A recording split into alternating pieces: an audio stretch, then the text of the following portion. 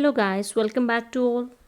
So in the last video we discussed about ionic bond, covalent bond and electronic theory of valence, right? And what are the drawbacks of electronic theory of valence? So let us discuss one more point here. So electronic theory of valence. So this electronic theory of valence is proposed by two scientists, Louis and Cossel.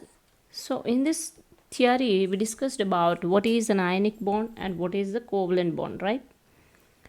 And also what are the limitations of this electronic theory of valence is also discussed in the previous class. So this electronic theory of valence is explaining ionic bond and covalent bond. Formation of molecules, stable molecules, are formed by either by ionic bond and covalent bond is explained very clearly, but it didn't explain the shapes of the molecule and also explain the bond angles. It didn't explain the bond angles also, and why the bond length and bond energy will change in the similar molecule. It doesn't explain. So that is why, of course, this theory was valid somewhat, but to overcome the limitations of this valence, electronic theory of valence, another new theory called Vseprt theory was proposed. Vseprt theory means valence electron pair repulsion theory. So now in this video we will discuss about what is Vseprt theory and what are the properties of this theory. Let us see. So to explain the bond angles in the molecule in more than 3 atoms attached to the central atom through covalent bond, this Vseprt theory is proposed by the scientist called Sidgwick and Powell. So the two scientists named Sidgwick and Powell in 1940, they both are proposed the theory. It is called valence electron pair repulsion theory. But later in 1957, it was improved by the scientist called Gillespie and Nyholm. So first it is proposed by Sidgwick and Powell in 1940, but after in 1957 it is improved by Gillespie and Nyholm. This theory suggests some points regarding bond angles, and here itself electron pair repulsion. So it is discussing about the lone pairs also, and it discussing about the bond angles also, how the bond angles will exist and what are the lone pairs. So all the topics are very clearly explained in the valence electron pair repulsion theory. So let us see the properties of this theory. So the first point is the Vseprt considers electrons in the valence shell which are in covalent bonds and in lone pairs as clouds. They repel one another and stay as apart as possible. This is the reason why molecule gets specific shape, which means the first point it talks about the specific shapes. See, in the covalent bond we discussed the formation of CH4 and ammonia and water molecule. So we discussed different molecules, bond formation. So if you observe in case of ammonia and water molecule, in the nitrogen atom there exists a lone pair, whereas in the oxygen atom there are two lone pairs. So what is lone pair? Lone pair means what? See, it is an electron pair which is present in the valence shell. Is it okay? It is an electron pair which is present in the valence shell but not involved in the covalent bond. For example, if you take in NH3 in the nitrogen molecule, the nitrogen atom will contain 5 electrons in the valence shell. Out of 5 electrons, only 3 electrons will form bonds with the 3 hydrogen atoms, right? The remaining 2 electrons are not involving any bond formation. They remains itself on the nitrogen atom. So such type of electrons are called lone pair electrons, which means they are present in the valence shell. Of course, inner shells are not involved in any bond formation. Earlier we discussed this point. Only the valence electrons will participate in the bond formation, right? Of course, in the valence electrons also some electrons will present at the top of the central atom but not involve any bond formation. Such type of electron pairs are called lone pair of electrons. So while if you take the NH3 molecule, the nitrogen will form 3 bonds with the 3 hydrogen atoms like this. And the one lone pair is remained at the top of the nitrogen atom. See, here 2 electrons will be there. This is an electron pair, this is an electron pair, this is an electron pair. This is a lone pair. So in between the electron pairs, there will be repulsion there because electrons are same charges. So same poles means there is a repulsion. It is very important. Like charges are repel each other, unlike charges are attract each other. We know the concept. So in between the electrons, bond pairs and lone pairs, or in between the bond pairs or bond pairs, there will be a repulsion is there. So due to that repulsive force or due to the repulsion, each atom will get different type of shape. All the atoms may not get the same shape. So basing on the repulsion force, the shape of the atom will be there. Is it okay?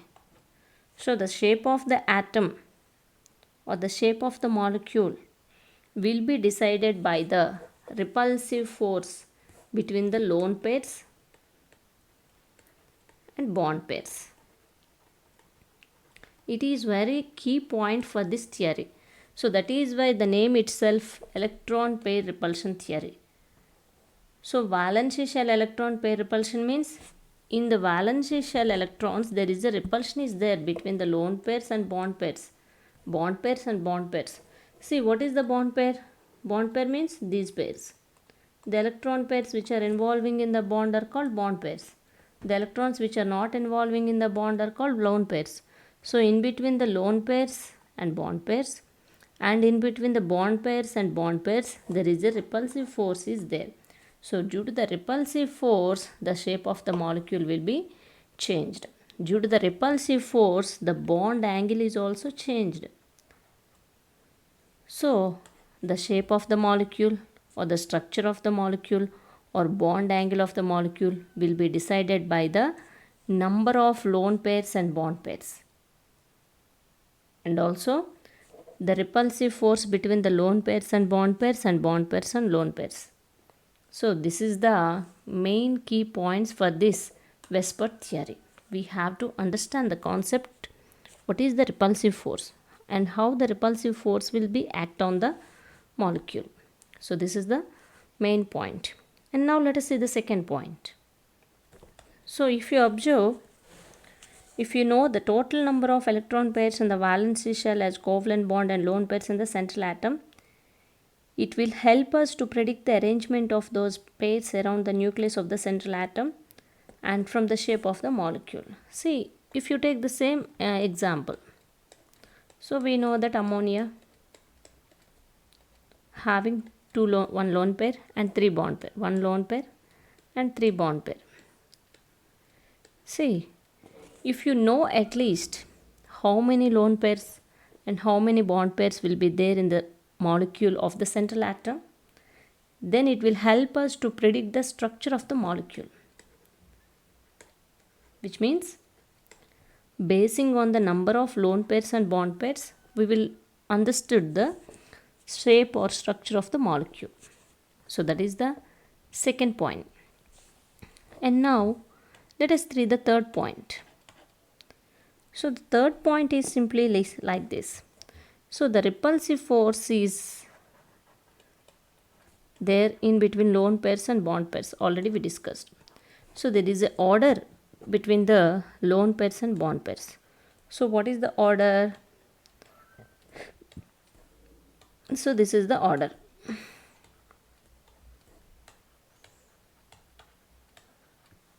Which means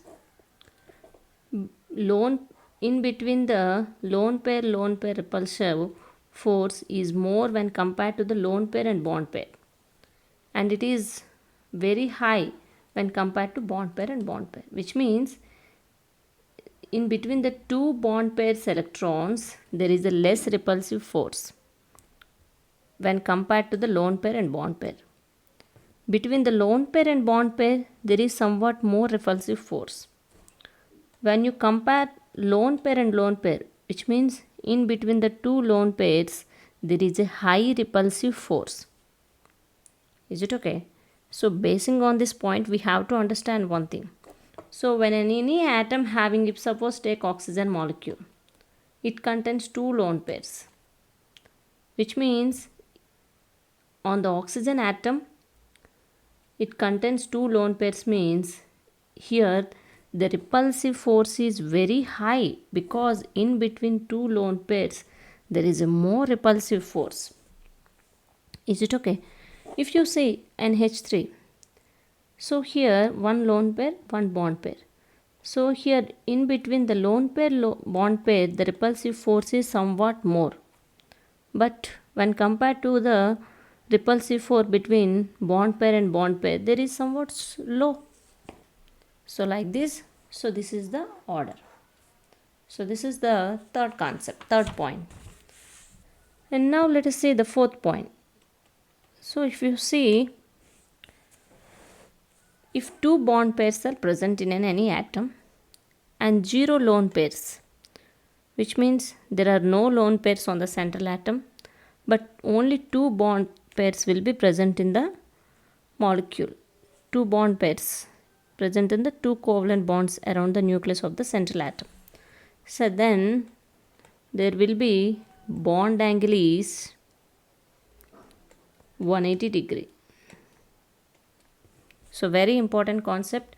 The questions will be asked from this topic very frequently, so you have to concentrate on it. So then the bond angle is 180 degree and the structure of the molecule will be linear. Why the bond angle is 180 degree? Because the central atom without lone pairs in the valence shell, they must be separated by 180 degree to have minimum repulsion between them. Already we discussed. See, take one example. For example, beryllium chloride. So if you see the beryllium chloride, so the beryllium atom having 4 configuration is 1s2, 2s2. So in the outermost shell it contains only 2 electrons, right? So if you see the beryllium atom in the outermost shell, it contains 2 electrons. If you see the chlorine atom, already we know the chlorine 1s2, 2s2, 2p6 and 3s2, 3p5. So chlorine atom will contain 5 electrons, 5 electrons in the outermost shell. If 2 chlorine atoms will be added, take another chlorine atom, it is also having 1, 2, 3, 4, 5, 6 and 7. Sorry, it is also having 7, like this. See, if suppose the beryllium atom having 2 electrons on the outermost shell, the chlorine atom having 7, and here the chlorine atom also having 7. So beryllium chloride means, so this is the bond formation, like this, which means there exist 2 covalent bonds, because by sharing the 2 electrons, the beryllium atom may get stable, and the chlorine atom by sharing this electron, this is also stable, and by sharing this electron, this is also stable. So in between the beryllium chloride, there exist 2 sigma bonds. And now here the bond angle is 180 degree. The structure is linear. Why here the bond angle 180 degree means, so here in this case there are only 2 bond pairs, there are no lone pairs, 0 lone pairs. So in between the bond pair, the repulsion is very low, minimum repulsion. So due to the repulsion, less repulsion or minimum repulsion, the bond angle is 180 degree and the structure is linear. Is it clear? And now let us see the next point. So take one more example. So if suppose 3 bond pairs will be there and 0 lone pairs are present of the central atom, so then what is the bond angle?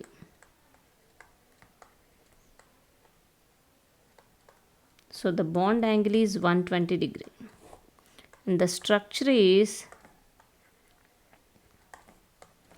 trigonal planar. It is very important.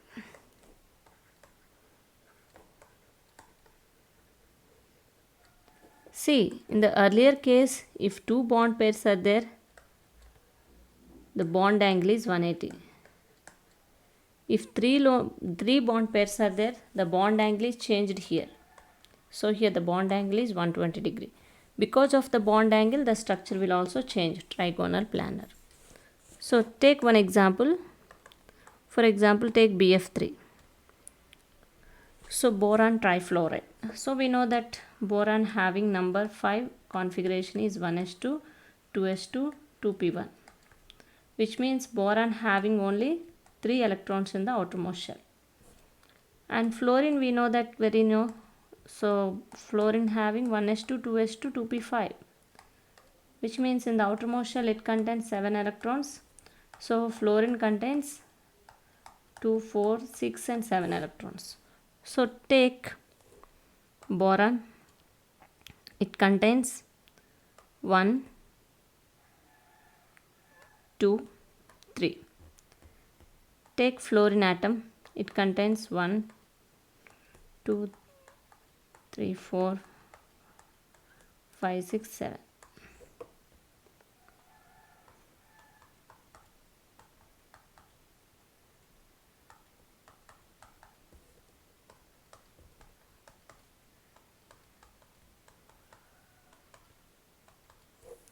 So if you are observing here, so in between the BF3, boron trifluoride, there are 3 covalent bonds will form, right?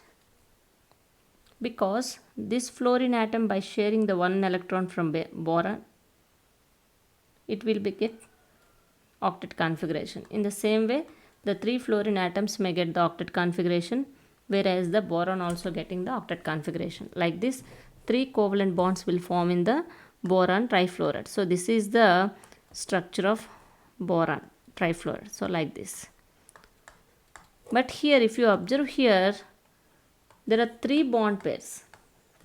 In between the 3 bond pairs, There is a minimum repulsive force is there, but the bond angle is 120 degree. In the earlier case it is the 180 degree, but here the bond angle is 120 degree and the shape of the molecule is trigonal planar. Is it okay? So when number of bond pairs are increasing, there will be change in the bond angle as well as the structure of the molecule. Now let us see one more example. See, if you see beryllium chloride and boron trifluoride, the central atoms in case of beryllium, whereas in case of BF3 the central atom boron. So if you observe here, the central atom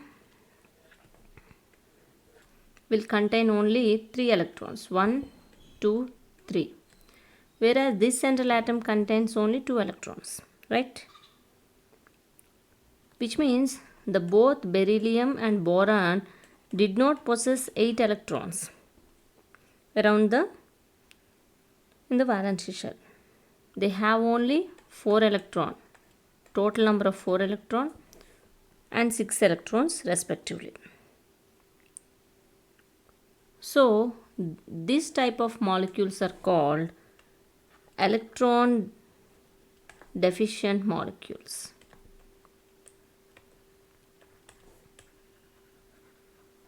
Because they didn't possess 8 electrons.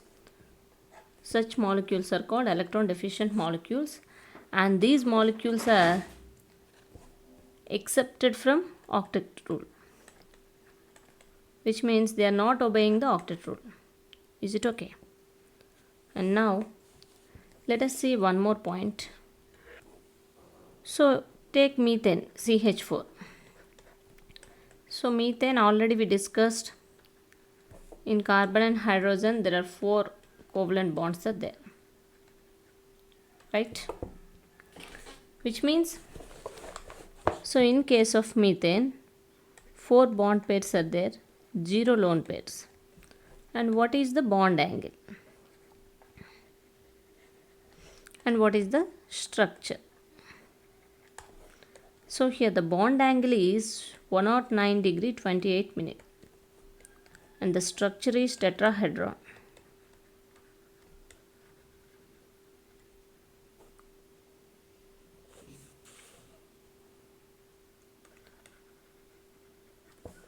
So if you observe here, carbon possesses 4 electrons in the outermost shell, and each carbon is bonded with the 4 hydrogen atoms like this. So in between the carbon and hydrogen there are total number of 4 bond pairs. There are no lone pairs. So this is the, then why the bond angle is 109 degree 28 minute means because of the repulsive force between the bond pairs and bond pairs, the bond angle is reduced to 109 degree 28 minute and the structure will be tetrahedron. See, if you observe in case of 2 bond pairs the bond angle is 180. If case of 3 bond pairs the bond angle is 120. In case of 4 bond pairs the bond angle is 109 degree, which means if the increasing of the bond pairs there is the repulsive force will increase somewhat and bond angle will be distorted. So if you see the structure of methane, the methane structure will be like this. It is just like the 3-dimensional structure. It contains 4 covalent bonds. So this is hydrogen, and at the back side of the here one bond is there. So this is the structure of methane, tetrahedron structure, and here the bond angle will be 109 degree 28 minute. So this is the structure of methane. Now let us see one more example. So if you observe in case of ammonia, NH3,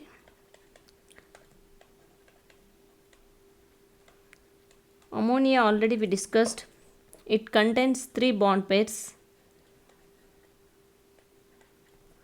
and one lone pair. So what is the bond angle? What is the structure? So if you see ammonia, so nitrogen having 5 electrons in the valence shell. So each hydrogen having 1 electron in each case. So like this 3 bonds will be formed by the electrons. So this is 1, 2, 3. So these 3 are called bond pairs. So this is the ammonia structure. But here because of one lone pair is there, see when the repulsive force between the lone pair and bond pair is somewhat more when compared to bond pair and bond pair. So because of the presence of one lone pair, actual bond angle is 109 degree 28 minute. But because of presenting the lone pair, the repulsion will be high. Due to more repulsion force, the bond angle is changed or distorted from 109 degree 28 minute to 107 degree 48 minute. So then what is the bond angle of ammonia? Means it is 107 degree 48 minute. And the structure will also be changed. The structure is not the tetrahedron, because when the bond angle is 109 degree means then the structure will be tetrahedron. But here the bond angle is changed. So the bond angle is 107 degree. So that is why the structure will be trigonal pyramidal. It is very important. Is it okay? So this is the structure of ammonia. And now let us see one more example. See, if you see in case of water molecule. So already we discussed oxygen atom contain 2 lone pairs. See, oxygen atom having 6 electrons in the outermost shell, and it is forming 2 covalent bonds with the 2 hydrogen atoms. So this is 1, 2. But here 2 bond pairs are there. But here 2 lone pairs also there. In this case 2 bond pairs and 2 lone pairs. When you see the lone pair in between the 2 lone pairs, the repulsion is very high. So because of the presence of 2 lone pairs, the lone pair repulsion is very high. So that is why the bond angle here distorted to 109 degree 28 minute to 104 degree 31 minute. And the shape of the molecule is V shape, or the angular shape. So the shape of the molecule is V shape or bent shape or the angular shape. So this is the shape of the molecule, V shape or angular shape or bent shape. Why the bond angle in water molecule is very low? Because of presenting lone pairs, 2 lone pairs.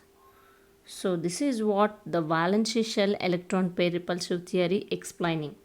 It mainly explains about the repulsive force between the lone pair and bond pairs, and the bond angles and the shape of the molecules. So if you understand, I think you should understand what is the bond angle. See, if it is a central atom, so these 2 are atoms forming 2 covalent bonds with the central atom. So here this is called the bond angle.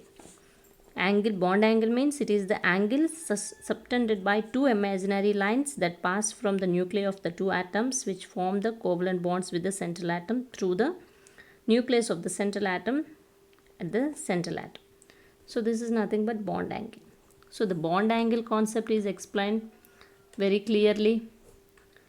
In the same way, the shape of the molecule or the structure of the molecule is also very clearly explained by the Vseprt theory.